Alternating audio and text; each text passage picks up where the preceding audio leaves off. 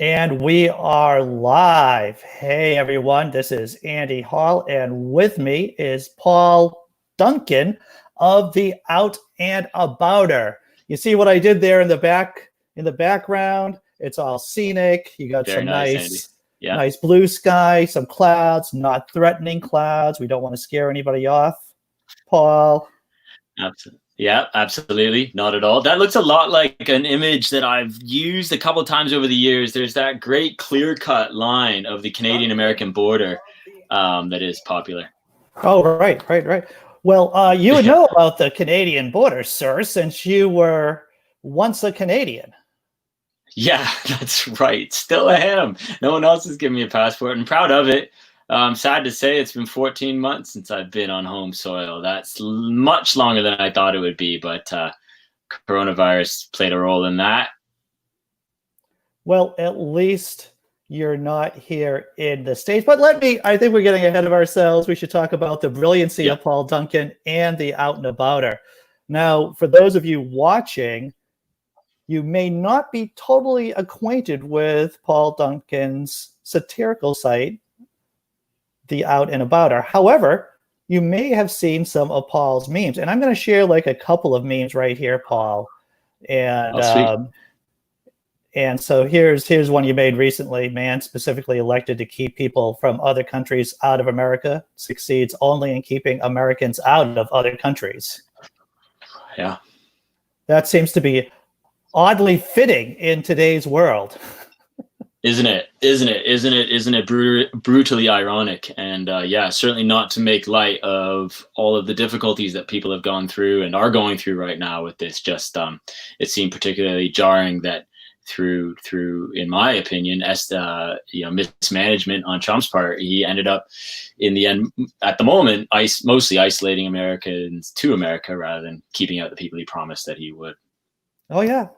I was talking with someone from New Zealand yesterday on the channel, and they're not letting anyone in right now, whether they're Americans or whoever, except for expats, which I guess that's the smartest move for them. But I have to show you one of the most clever memes I've seen for a long time.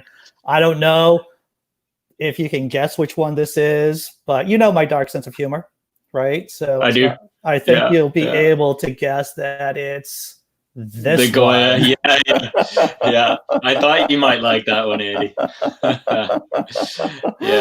That was beautiful, dude. Hunting around for the Goya thing, hunting around thinking what could connect these two, and I was like, the Goya, and he had that, and just viscerally it came together, and then 1820 to 2020, they actually don't know. It's from what I could gather, and art experts out there, please correct me if I'm wrong, that he painted. I think there was a series that he painted sometime between like 1819 and 1824. So pretty much 200 years ago. And this is where people with good liberal arts educations hang out, right? This is what we do. Yeah, that's right. We write satirical pieces. We write in cultural references that maybe people will understand. But when they do, it feels so good. It feels so good. Absolutely. I don't know if I know you'd have experienced this, Andy, but I'd be interested in your thoughts. You ever write one that it comes right from in here, and it's like from the core of you, and it's quite specific and maybe not broad appeal, and then you post it, and you especially watch who interacts with that one, because you're my people, Oh yeah, there are definitely pieces that I've written maybe about the and people who know my material are gonna roll their eyes. The Weimar Republic or Bauhaus, leaders of Bauhaus movement, and it's like you just throw it out there. I don't think it's gonna get any clicks, to tell you the truth. I don't think anyone's really a lot of people are gonna read it, but some people will, Paul, and those are my people. Absolutely. You can't just swing for the fences every time. You got to get base hits. You got to bunt. You got to play the game, Oh, definitely. There are pieces that I write, and I don't know if you do the same thing. There are pieces that I write for the general public, and I throw in a couple of, you throw in a couple of, little Easter eggs in there, but there are definitely posts that I just write for myself, and for that one small segment of the readership who'll be like, yeah, I get that. Yeah, absolutely. Yeah, it's playing the tempo as well. There's a tempo to these things, and if everything was a big bass note, it would, kind of drown out the background noise, I think. So Paul, I have to ask you, if Hmm. people don't know your work and it comes up in conversation, how do you describe the Out and Abouter? That's a great question. I call it a satirical blog because that's the easiest handle. And I would usually mention, if they're curious or interested, that it has a political component to it and airs heavily in that direction. And that I occasionally throw my own viewpoint in as well. I think that's a very safe way of. Yeah. Now, when you say that, are there follow-up questions that you typically get? Yeah, sometimes, you can always tell right away who you're dealing with if they're quite familiar and follow satirical pages, because they'll say, like The Onion, or if they're Australian, like the Batuta Advocate, stuff like that.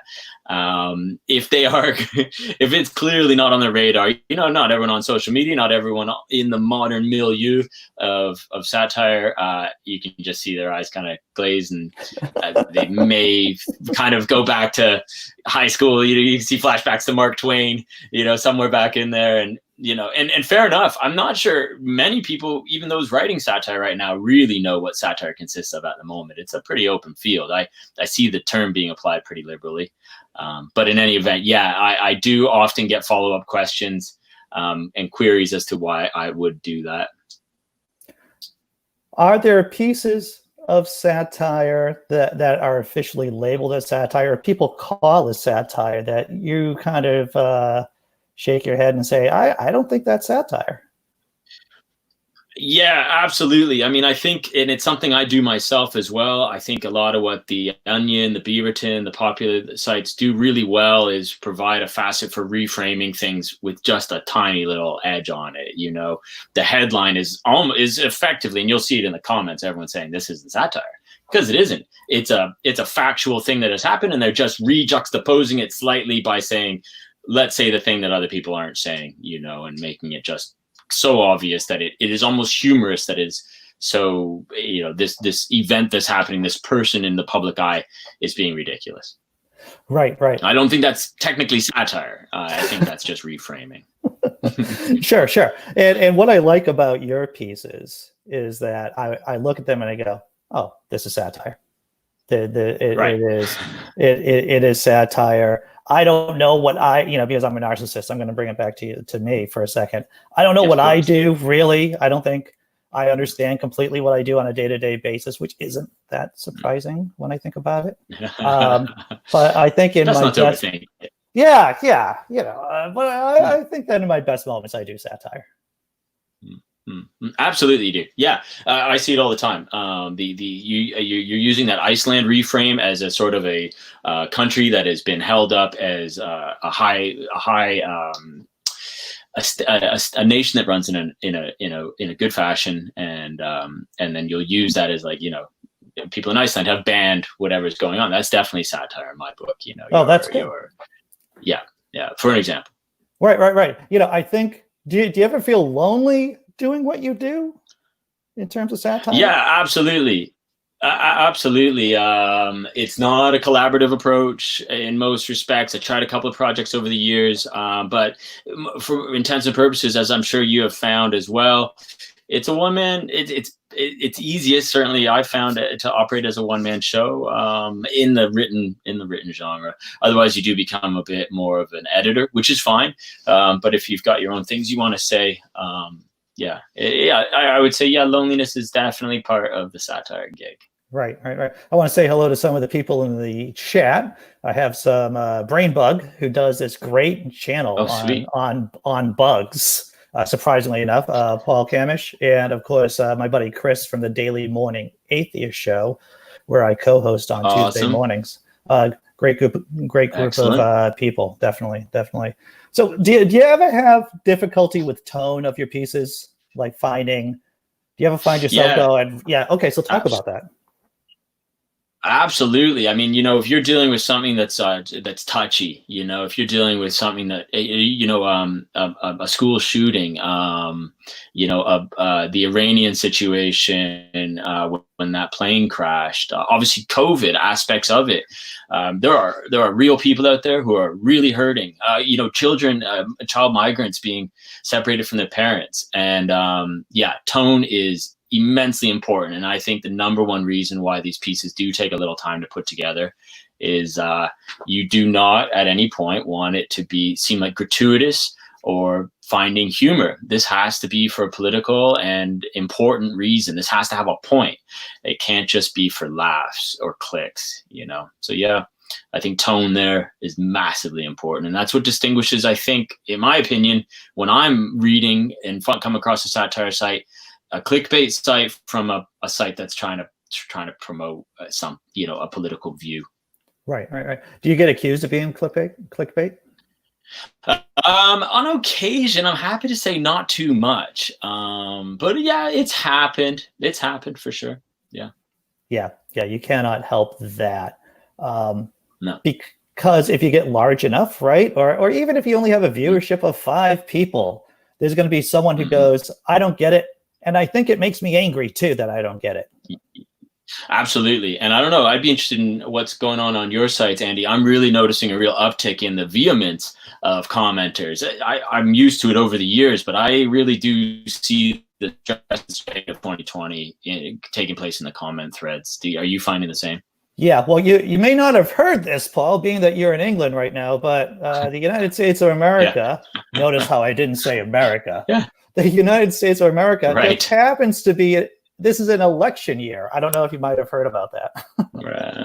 I heard on a headline somewhere, didn't read the article. Yeah. Right. So under normal circumstances, you would expect a spike in stupid aggression. Maybe that's like a clumsy way of saying it, but there is a spike in real meanness, especially from like late August going into November. But because of COVID, because of who was sitting in the White House, it just is off the charts in terms of comments. I run I run a couple of Facebook groups too, and just trying to moderate those. And of course the Facebook page and on my site. Yeah, it is. There's definitely a spike in aggressiveness. Yeah, absolutely. Yeah, dude. So I have to ask you, what's your favorite piece that you've written for the Out and Abouter? Oh, wow. I'd really have to go back. Again, it's kind of like how we were speaking earlier. It's the ones that really promote what I feel. It is nice when they go viral, because then you feel like more eyeballs got it, and you kind of feel like you're connecting. I think a big part of writing and creation is the desire to connect, and that's somewhere where I feel like when you see it go out there, much more than the paltry amount of money that these sites make, if anything. It's right. This is not, oh sweet, I'll order another Merc. Right. You're watching it go out there, and you're thinking, yeah, all right, we're connecting. People are agreeing. So definitely that's part of it. So that plays a role. So I would say that combining things that were heartfelt and connected were things like the Mars, the piece about conservatives must have once been running Mars because it is, dry and lifeless. That made the rounds, continues to make the rounds. The original, the one that really kicked it all off, the not wanting to offend Canada. Canada, makes a privacy hedge from across the entire American border. Sorry, I'm terrible at remembering my actual headlines, and the syntax matters, but in any event, that one was important. Yeah, that continues to be one that echoes well, and that I enjoyed writing, and that I enjoyed seeing people share and enjoy. Do you think you've changed any hearts and minds with your writing on the Out and Abouter? I don't think so. I'm a pessimist these days. I'm not feeling particularly hopeful right now. I wish I could say yes, but I don't think so. I just think people are so stuck in their ways. I think, I think maybe what's happened a bit, I've seen comments over the years of people who have followed the site for long enough. We've interacted. I've earned their trust. And then maybe I pushed in a direction their worldview didn't travel in necessarily. And I've seen comments that said they then that caused them reason to pause and consider because we had a built up trust. And I think that's a value. I don't think I've changed minds, but maybe I gave people reason to pause and think, well, the guy who writes the Out and About, who I kind of tend to agree with, thinks that way. Maybe I'll reassess my thought process a little bit there. I think what you just hit there is really important, is that you build up the relationship first. Yeah. Whether you're talking to someone in person or online, and the relationship comes first, and then the opinion nudging is secondary. Absolutely. Yeah, we're emotional creatures, much as we like to posture as otherwise, and logic will tend to roll off people's backs. There needs to be an emotional connection as well, I think. Definitely. We are emotional creatures first, and then we are logical creatures. I don't even know how far back in the queue it is, Paul. It's looking further and further right now, isn't it? Right.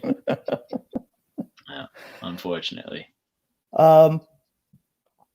So, dude, I'm going to pivot a little bit to when I heard that you were working your job, right? I'm like, wow, Paul, he's working. And I felt like, well, one, I know that you're a responsible adult. You have a very good head on your shoulders, and you don't need a message from Andy Hall saying, is this a good idea? Yeah, absolutely. Yeah, so I mean, the details of my job matter. I'm the captain of a large motor yacht. That yacht was in quarantine. I did fly commercially to get to it, but I did so with precautions. And yeah, that calculation was one that had to be made, and it was one that, unfortunately, I think is probably fairly indicative of most people, which was I would more quickly come up against serious hardship in my life by not getting on that plane and returning to my job than if I did not. It was a calculated risk, and I was as safe as could be. I traveled cleanly, and I've managed to make the boat a testing facility. And so we do have the rapid test kits and the PCR tests on board, and I can send those out for lab verification. So we have, and anyone who comes on the boat gets tested in this fashion before mixing and mingling. So we do have recourse because our numbers of crew and guests are very, very low. We have the ability to control it as much as one can. And I think we got there a little earlier than some because my rotation, my time to go back at work was a little bit still in when some countries were on quite heavy lockdown still. I think where I went there a couple months ago is where most people are now, which was the calculation of what is going to be sustainable for these people in this business that I help manage to remain employed, and for all of us to carry on as best we can in as safe a fashion as we can. Can we minimize the risk down to a low enough level to allow a reasonable amount of business to continue to transpire? And at this point, I'm happy to say we have managed to do that, and are evaluating as we go forward into this very messy, difficult picture. Yeah. So what's your strategy? I have not been on a plane since the COVID-19 crisis started. What's your strategy? Yeah, so I spend a lot of time in the days prior moving myself around the plane, staying away from folks on the seating plan. I pay the extra to hopefully be in a part of the plane that's as open as possible. The flights that I've been on were almost entirely empty because I'm mostly just doing the transatlantics, which remain relatively empty as there aren't that many people traveling back and forth. You need a pretty good reason to.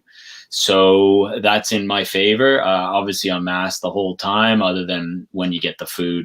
I did eat on the transatlantics, but wouldn't have had anyone within probably. I know for the flight going over, I was socially distanced the entire way because there were about 40 people on a 777, seats, whatever that does, 300 and some odd. And coming back, there was a guy 2 rows in front and a girl behind me against the window. So, fully masked and hand sanitizing the whole way as I go. And when I get home, obviously strip all my clothes off, and those go straight in the wash, and I shower right away.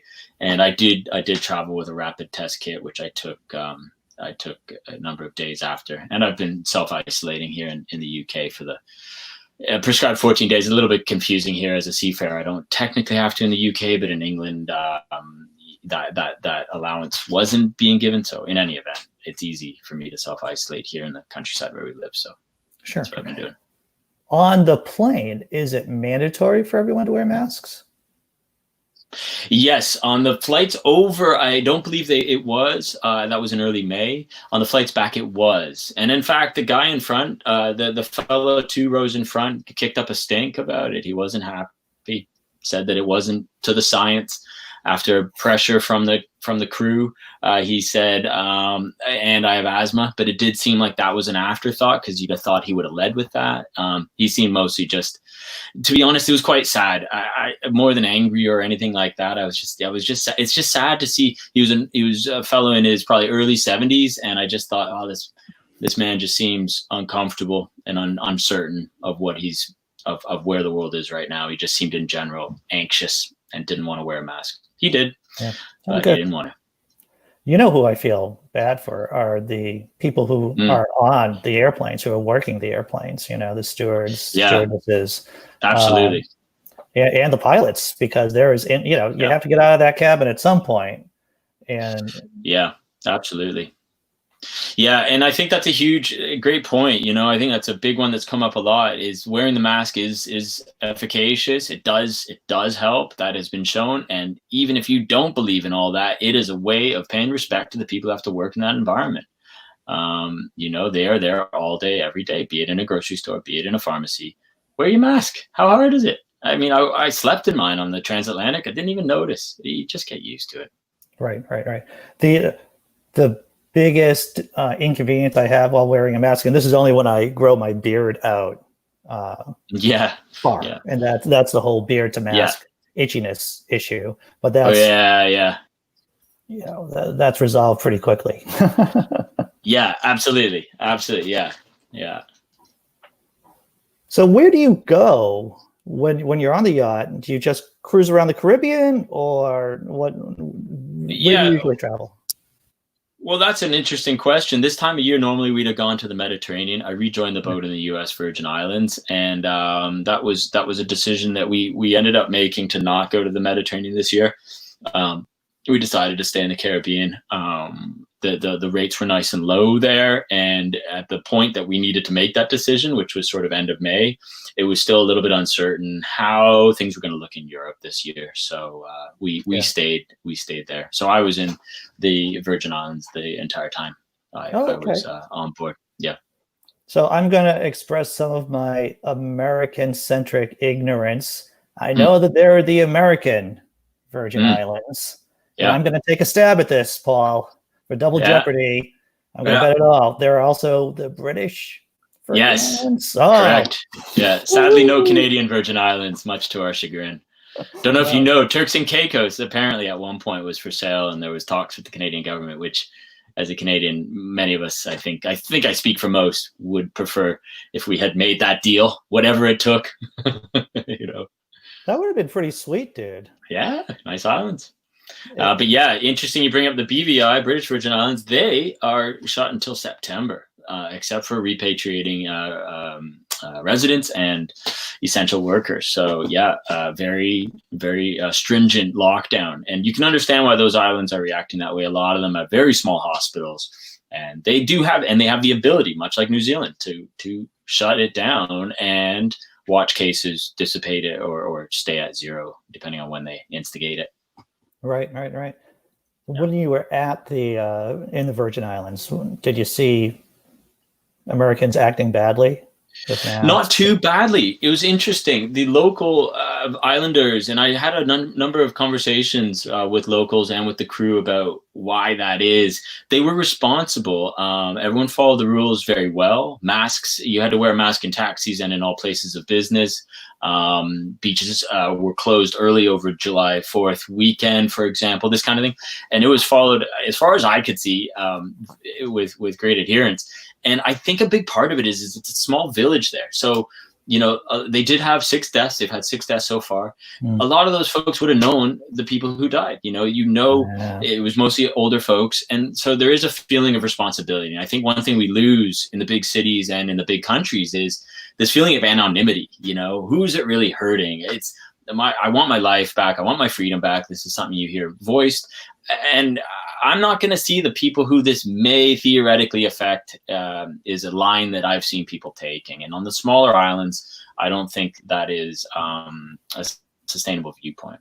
I think that is true. I remember reading about the Vietnam War, and resistance towards the Vietnam War didn't happen until, unfortunately, there were body bags coming back into small towns. Right. And people said, hey, I know this person who died. And that's when resistance really kicked up.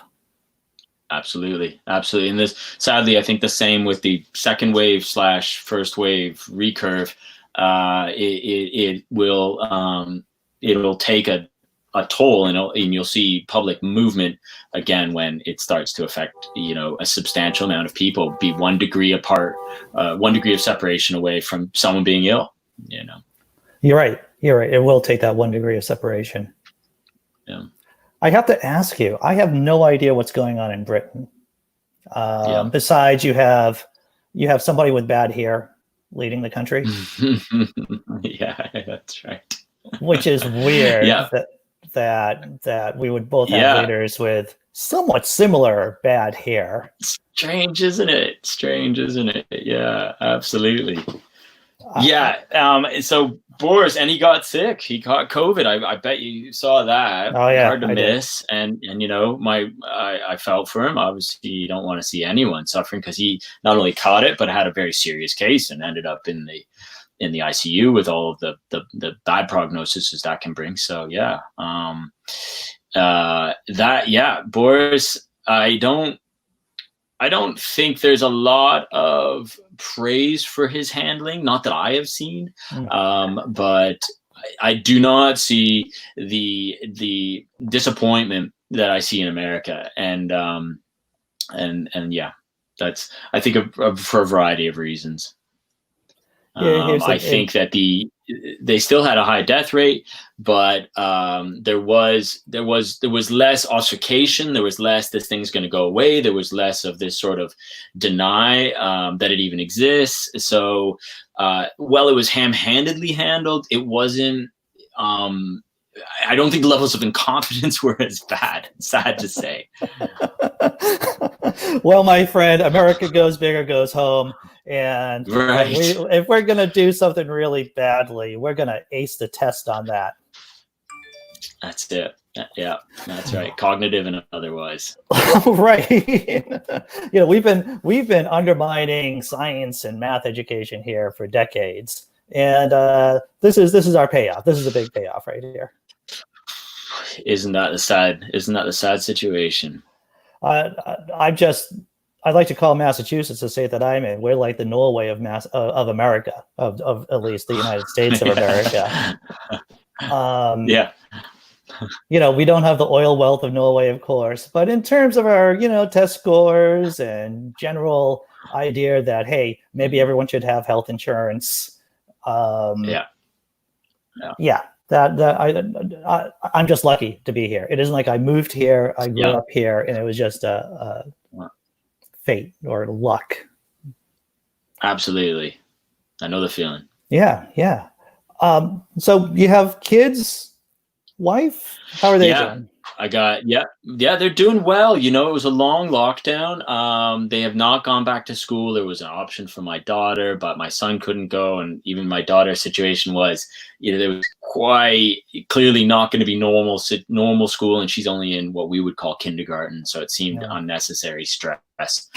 So September will be the first time back for them. I got back a couple of weeks ago. And your wife was happy to see me for sure. You know, it's a long time. We're really lucky, and this is something that we say often. We live in the countryside. We've got a lot of surrounding greenery and green space to escape into, so it has not been as tough a go as a lot of people have had. But that doesn't negate the fact that it's a lot of time with your kids under pressure, not seeing other people. And we'd only just moved here last August, so you know, we didn't know a whole lot of people before lockdown, and we sure haven't met any during. So, you know, it's a lot of isolation and all that kind of thing. But yeah, everyone's holding up. The kids are staying positive. Luckily, we got 2 of them, so they play together. And yeah, I think in general they're doing very well. What are the precautions that schools are doing over there? So, and this is my best understanding because, as I say, our kids didn't go back. The ones that where classes were opened before the end, so it has officially ended just last week. They have a little bit of a longer, at least here in Kent, where we live. They have a little bit of a longer school year.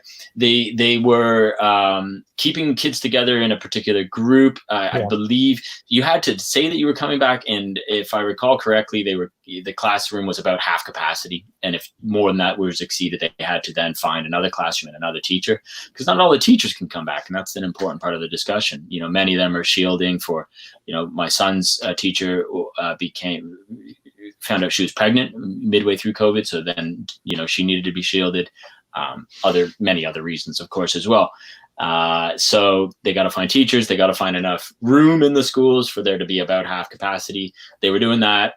The kids were obviously hand sanitizing pretty much nonstop. They had their own, you know, tools, you know, writing utensils, equipment to themselves. I think there was a real focus on time outside, if I recall correctly. And I think that's going to be a trend going forward. Parents dropping the kids off out in the parking lot and not accompanying them to the school door or going into the school building, that kind of thing. What's near and dear to me is pub life. There's a few great bars that have closed in the town, city next to us in Cambridge, that have been around for like 25, 30 years. Due to the coronavirus, are things back to normal in terms of pubs, in terms of going out? No, pretty far from it. It was getting there, but I still, most of it was takeout. It's people on patios. As far as I know, I have not been in a pub. As far as I know, I think you can sit in them now, but socially distanced, which these are small old buildings, so that really cuts down the amount of seating capacity. So it's really an outside focused thing at the moment, and it is taking a toll. I've heard of a number of businesses around here, as you say, shutting, and some of them are really, really long-standing ones that have been there for a really long time. So that is, that's been an unfortunate thing to see happen. Right. Do you have friends and family still in Canada, or? Yeah, I do. Yeah, my folks are in Toronto. I got a sister in Quebec, a sister in north of Toronto in Halliburton, and another sister in Edmonton. So yeah. And how are they faring? They're faring well?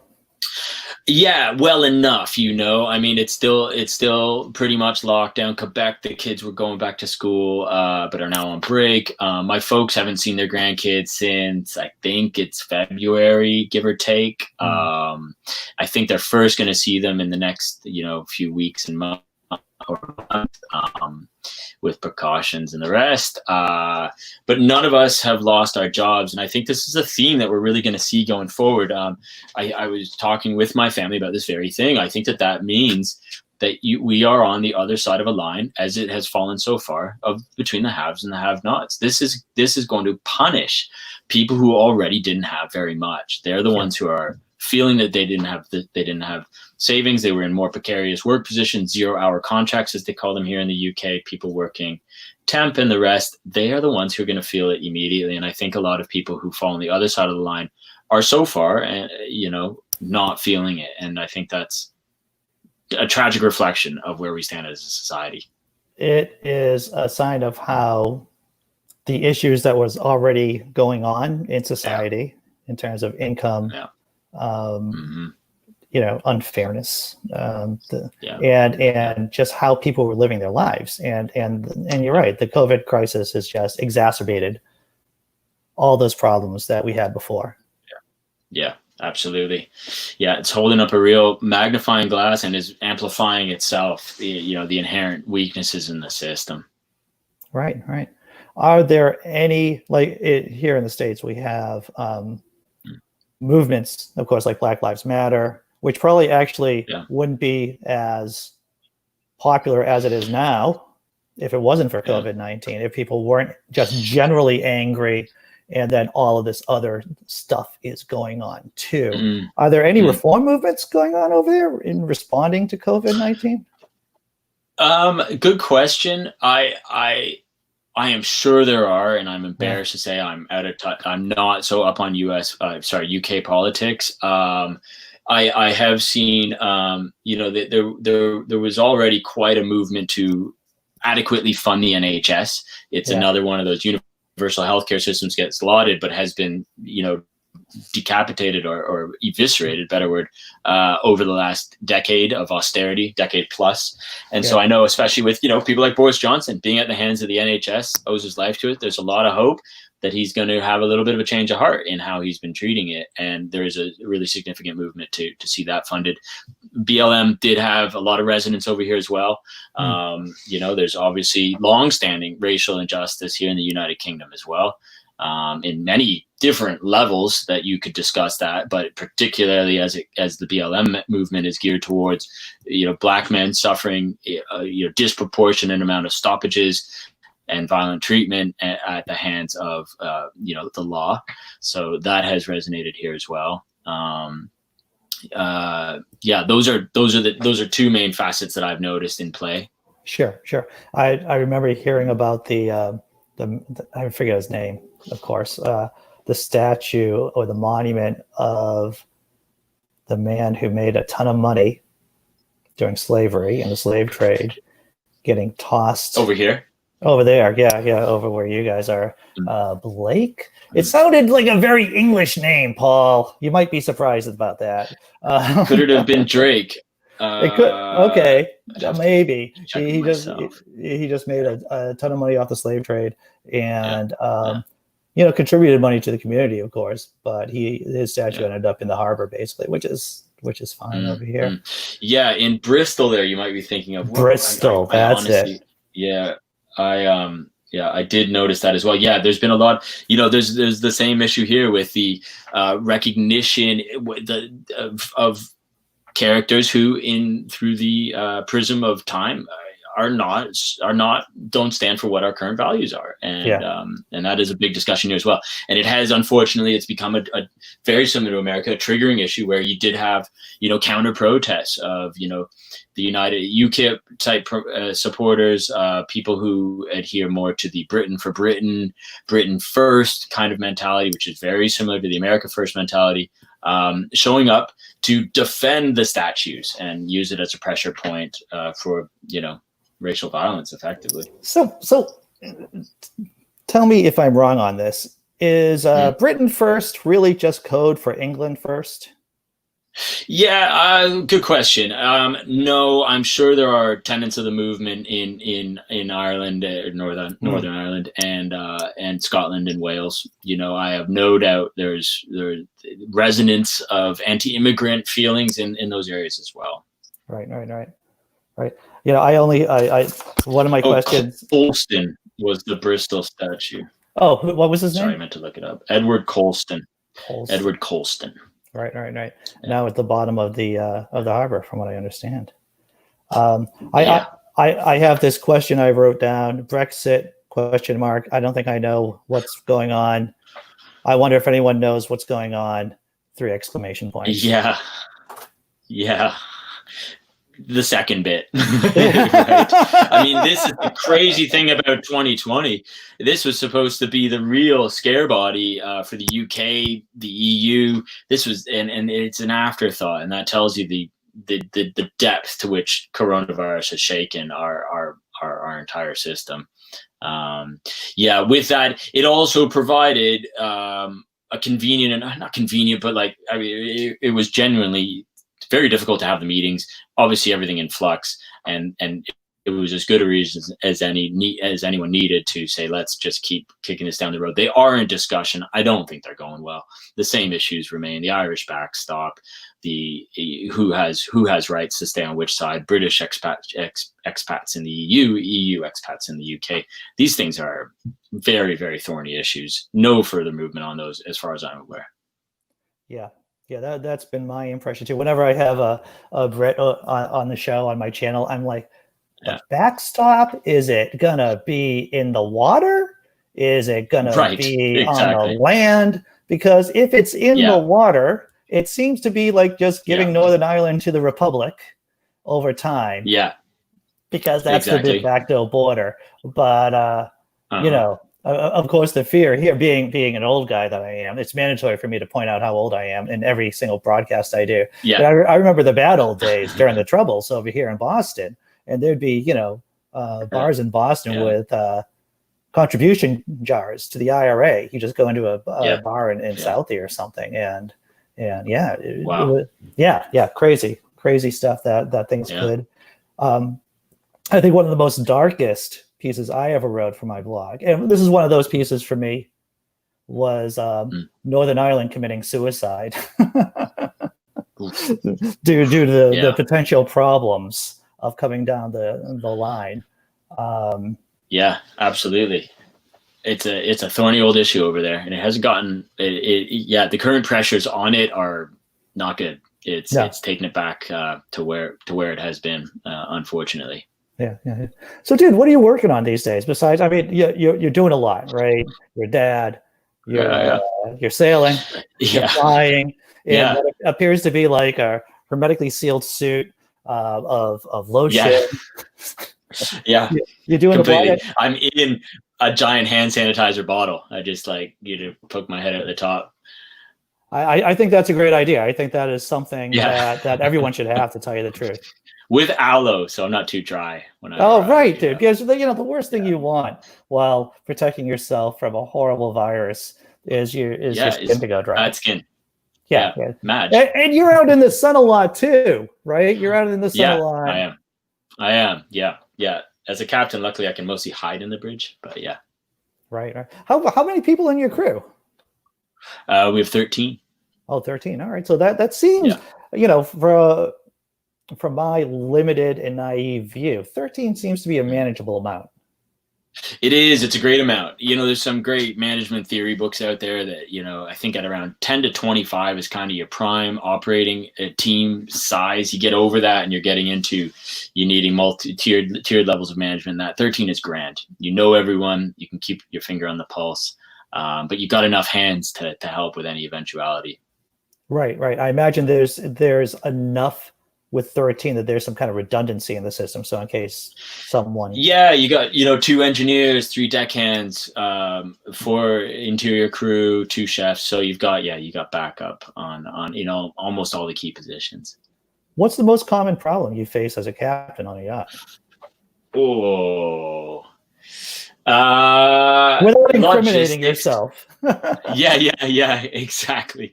Logistics, I would say, obviously anytime you're dealing with people, management is going to be, managing the people is going to be your main bread and butter, what you're doing a lot of. But genuinely the regular one that happens to us is, how do we get this part that we need, or this specific thing that somebody has asked for, to this place that we're going or are about to be in, and it's another border and it's got its own custom laws, so that we spend a lot of time on logistics. Oh, I can see that.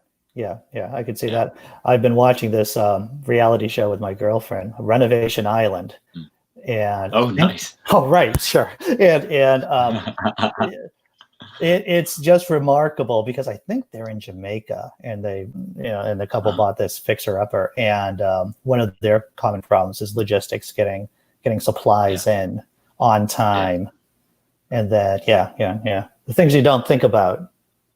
It's like, absolutely. All right. Do you have a crazy story from your yachting experience? Oh, that's a good question. Oh my God. Because I have to tell you, you had a great story when you came on the Best Advice Ever show. Oh yeah, that's right. The South African mom and my worst advice ever. Dude, I don't even remember what the best advice was, but I'll tell you this: I still tell people the worst advice you ever got, and I think that's magic. Absolutely wild. I'm a terrible storyteller, and I always kind of it's like when someone says, you know, what's your favorite musician? Best yacht story. We once ended up routing directly between two hurricanes. So, you know, we'll come west from the Mediterranean. I think Paul froze up on us for a second there. Maybe it's going to be. Does Paul like sci-fi? That's a good question. I'll ask Paul once he's unfrozen. Hopefully Paul will be unfrozen pretty soon. We'll give him a few more seconds for him to maybe reconnect with us. If you haven't watched Paul's episode of Best Advice Ever, it is exceptionally good. The worst advice ever was one of those crazy stories that is very real. Hey, Paul. Oh, wait. I think Paul is. Hey, you're back, buddy. Sorry, Andy.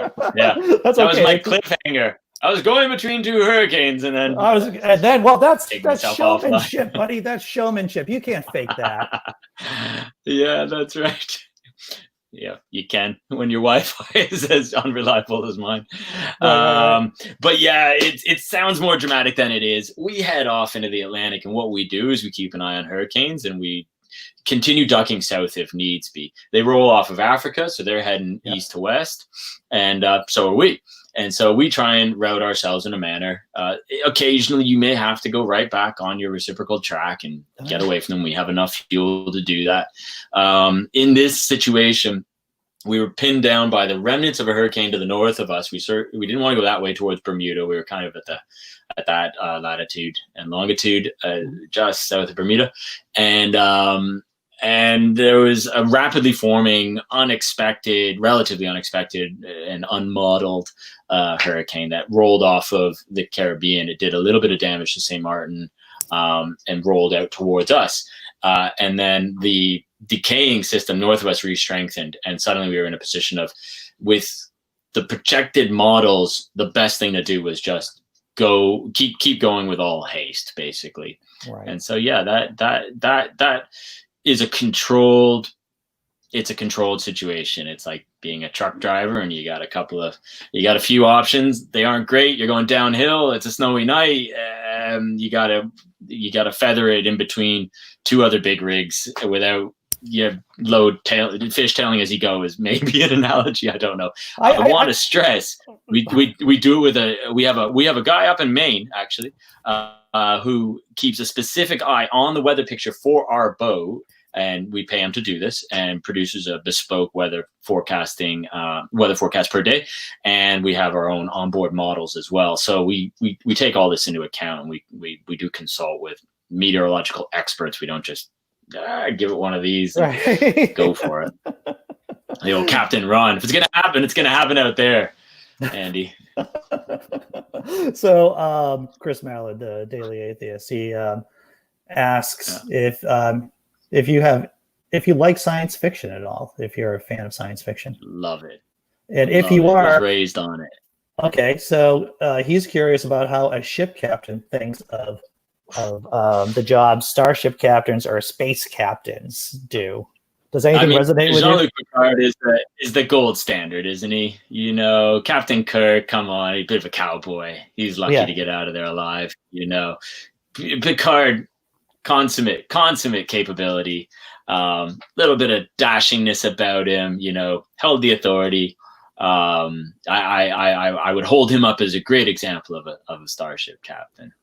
What I really liked about The Next Generation was that you could see that there is regular, Picard has to deal with regulation, but what he's really good at is being in the pocket, so to speak, right? He's able to make executive decisions that don't suck. Right, absolutely. And and usually those are the ones that don't suck after the fact. If they do suck after the fact, you shouldn't have done that. Right. Right, and that's another interesting ripple is that before you make the decision and during the decision, you could be, or other people could be thinking, is this the right decision? And then it isn't until after everything works out. It's like, see, Jean-Luc Picard, right again. Absolutely. Life altruism right there. Yeah. So dude, we're heading down towards the end of our time, and I'd like to ask this question. You may remember this from the Naked Diner show that you're on. Is there a question you wanted me to ask you but I didn't get to? Is there a topic you wanted to reflect on but we didn't get to it?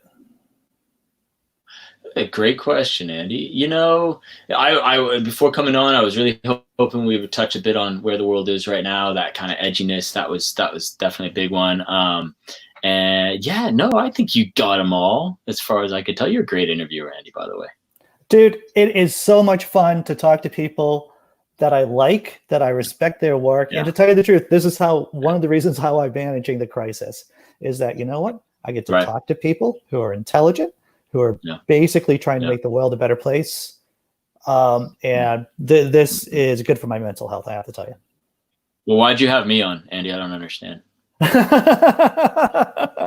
I'm not doing any of those. The criteria. I don't pass my cognitive test. You don't pass the cognitive test, indeed. Well, you know, I hear those last 5 questions are pretty rough, Paul. So yeah, that's right. Imagine having an argument in the president of the United States, and you're going to argue with Chris Wallace about how hard it's baffling, Andy. I don't know. How are we supposed to humorize this? It's naturally humorous. It's really difficult to hit the right tone, to make it comical, to make it accessible. Yeah, dude, it's like threading the needle. Yeah. That's what this is. That's what doing satire is today.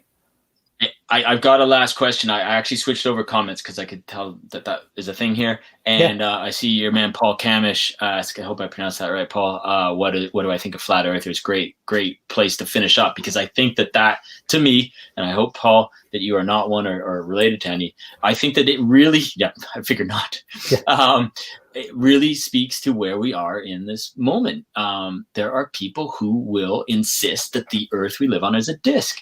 And if that's where we still are, then what hope do we have of convincing folks to wear masks or work together as a group, or you have greater ideas? We're still on the basics that do we live in a sphere or a 2-dimensional object? And that is crushingly frustrating and sad to me that that's where we still are. When we get through this, that's how I got your name, Paul. Yeah. Oh, good. So when we get through this, it's important to remember the lesson of we have to be able to engage people and try to push the ball forward, move the ball forward in terms of science literacy, so that when we have times like this, there are just fewer people who are flat earthers. Yeah, absolutely.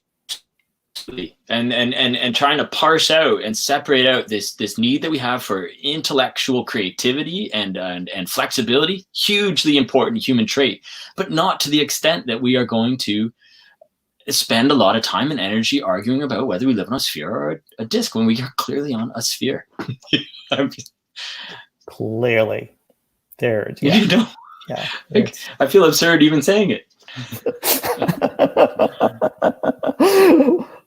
You know, this has been a great interview, dude. This has been always a pleasure talking with you. My pleasure. Great. Yeah. It's great talking with someone over there who has perspective and also who travels. Love your work once again. Keep it up. Are you working on anything else besides the Out and About right now? You're doing doing a few other things. I did a running thing for Runner's World, and I'm doing a yachting thing for yachting people. But I'm kind of branching out. As you probably are feeling, it's a bit of a grind right now. News is it takes its toll, and I got to kind of regenerate those fields in other ways, before I go back to the crop of satire all the time.